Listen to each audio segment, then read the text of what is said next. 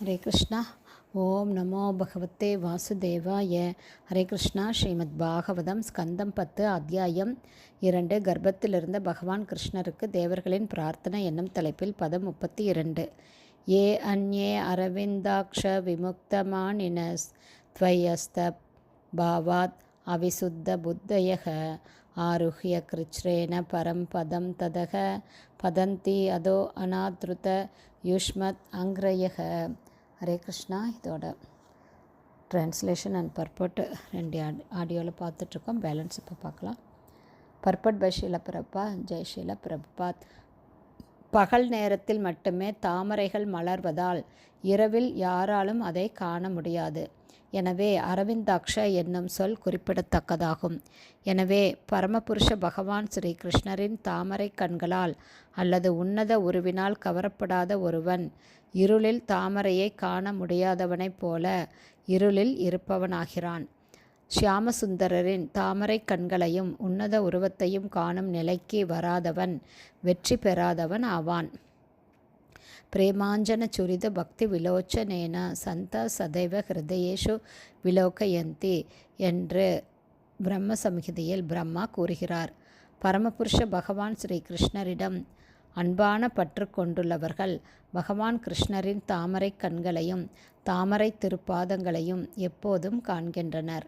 ஆனால் பகவான் கிருஷ்ணரின் அழகை காண முடியாத மற்றவர்களோ பகவானின் சுயரூபத்தை அலட்சியப்படுத்துபவர்கள். அநாத்ருத யுஷ்மத் அங்ரயக என்று விவரிக்கப்படுகின்றனர். பகவான் கிருஷ்ணரின் ரூபத்தை அலட்சியப்படுத்துபவர்கள் வாழ்வின் எல்லா மார்க்கங்களிலும் தோல்வியடைவது நிச்சயம். ஆனால் பகவானிடம் ஒருவர் சிறிதளவேனும் அன்பை விருத்தி செய்து கொள்வாரானால் சுலபமாக அவர் முக்தியடைவார். ஸ்வல்பம் அபியசிய தர்மஸ்ய திராயதே மகதோ பயாத் என்று ஸ்ரீமத் பகவத்கீதையில் 2.34 பகவான் கூறுகிறார். மேலும் 9.34 மன்மனா பவ மத்பக்தோ மத்யாஜி மாம் நமஸ்குரு என்று கூறுகிறார். அதாவது என்னை பற்றி சிந்தித்து எனது பக்தனாகி என்னையே வழிபடுவாயாக. இந்த முறையை பின்பற்றுவதனாலேயே மிக உயர்ந்த பூரணத்துவத்தை பெற்று பரமபதத்தை ஒருவரால் அடைய முடியும் என்பது நிச்சயம். பகவான் ஸ்ரீ கிருஷ்ணர் ஸ்ரீமத் பகவத்கீதையில் 18வது அத்தியாயம் 54-55 ஸ்லோகத்தில் மேலும் இவ்வாறு உறுதிப்படுத்துகிறார்.